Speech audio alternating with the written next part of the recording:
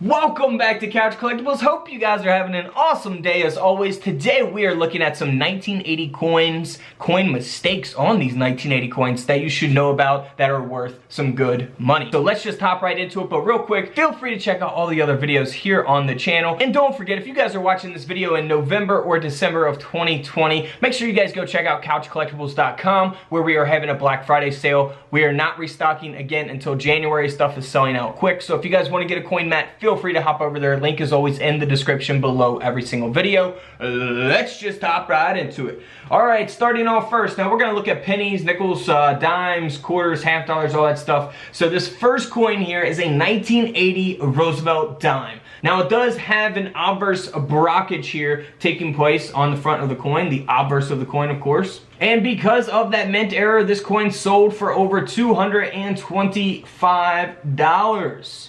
Can't beat that. Now here's a 1980 Jefferson nickel that has been double struck, which we can see very clearly. Errors like these two coins that we're looking at, that we just looked at, you don't need a coin microscope or anything. They're very visible, right? A very noticeable type of mint errors, but we'll get into some different ones here as we go. This coin here sold for over $200. Moving on to a 1980 Lincoln cent that was struck through a capped die. So here's the reverse of the coin. You do not actually see the reverse design of it as a result of the mint error. And then here is the result for the obverse, the front of the coin. It is graded by NGC at a mint state 64 red brown. If you're not familiar with red pennies versus red brown versus brown pennies, those are different designations that the coin grading company are going to give your pennies. You know, typically when it's a high grade and it's a red, it's going to sell for more than a brown penny or something in a lot of cases. So feel free to watch my coin grading video for more information on that, or my red pennies versus brown pennies versus red brown pennies video as well. This coin here sold for over $350. Moving on to a 1980 Washington quarter. Now here on the obverse of this quarter, the front of the quarter looks very normal, nothing really strange about it, but here on the reverse, we'll see that inner copper layer of the coin. So it's missing the outer clad layer that gives it that, silver colored, or the silver look. But this is a 1980 quarter. These are not silver. This coin only weighs 4.7 grams as a result of the mint error. It is graded by NGC at a mint state 62, and this coin sold for over $50. So nothing really significant, but it's a $50 coin. Now here is a 1980 Lincoln cent that was struck 40% off center. You can look for off centers on all kinds of different coins. I know a lot of you guys that watch my videos every day, you guys are probably tired of hearing me say that, but there's new people that come to these videos all the time, so I want to give as much information as I can. This coin here sold for over $60 as a result of the mint error. Now there's a lot of off centers that can be fairly common that you can get very cheap on eBay and stuff, but this is graded by NGC at a mint state 63. So 60 bucks for that penny. Here is another off center, but this is taking place on the 1980 Kennedy half dollar coin. It was struck 15% off center. Again, you can have off centers that are way off center than this, or even less off center than this. And this coin here did sell for over $150.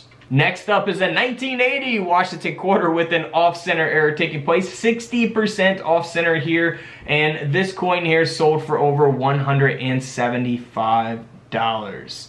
That's pretty cool, and we do not have a reverse design on this quarter either. Pretty cool mint error there. Now here is a 1980 Roosevelt dime. Doesn't look like much from a distance. However, this coin has a couple different things going on here. Alright, so first it was struck on a copper core here that only weighs 1.4 grams, by the way. And it's not only that, it's also a defective copper core. So we can see that there in the images displayed. Almost looks like a lamination error in a way. That is very, very cool. This coin here sold for over $820. I get a lot of emails of damaged coins that may look similar or whatever. So yeah, if you guys want to send me coin images, you can do so by pressing the blue join button here on the channel and becoming a level 2 member. That way you guys can send me up to 10 different coins, 10 different coin pictures per month, and I will review those via email and give you my feedback on your coins. But there's so many members now, it does take at least 3 days for a review, so keep that in mind. Let's move on here to a 1980 what was supposed to be a 1980 Lincoln cent, but this is a double denomination error. It's graded by PCGS at a mint state 64. And it's a 1980 Lincoln cent that was struck onto a 1980 Roosevelt dime. So you'll see the design of both the Lincoln cent and the Roosevelt dime coin. This coin sold for over $760. Here's a Washington quarter from 1980 that was struck on a 5-cent blank planchet. It only weighs 5 grams as a result. And you can see the design being cut off here, the word Liberty at the top. And then we'll see that again here on the reverse down at the bottom, a $0.25 being cut off there. So this coin here did sell for around $200. Moving on to a 1980 Jefferson nickel that was struck on a 1-cent blank planchet. It weighs 3.1 grams. Of course, it's got the color of, a Lincoln cent because it was struck on a Lincoln cent planchet. And that's why this nickel sold for over $215.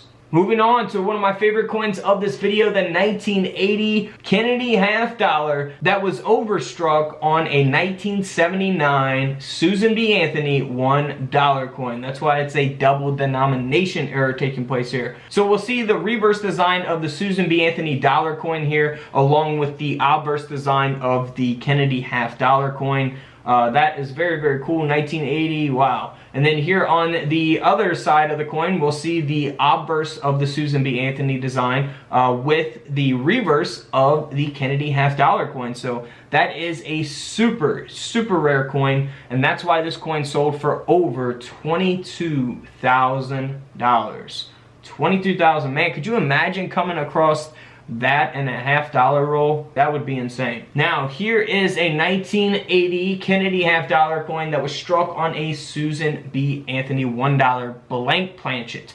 So the difference here is that the other coin that we just looked at, the Susan B. Anthony design, was already on the planchet. It was already considered a Susan B. Anthony coin. Then the Kennedy half dollar design was struck onto it. Now here, in this case, we have the Kennedy half dollar design that was struck on a blank planchet. So it didn't have the Susan B. Anthony dollar design yet struck onto it. It was a blank planchet. Now this coin here sold for over $645 as a result of that. So always weigh your coins, inspect them very closely. If you're not really paying attention to something like this, it could definitely be passed up. Especially if you're like new to coin collecting and stuff like that and you don't know what to look for. So this coin, $645. Alright guys, don't forget to subscribe in the middle, check out the videos to the left of me, and until tomorrow, you know what to do. I'll see you guys in the comment section below. This is Couch Collectibles, and this is where I disappear.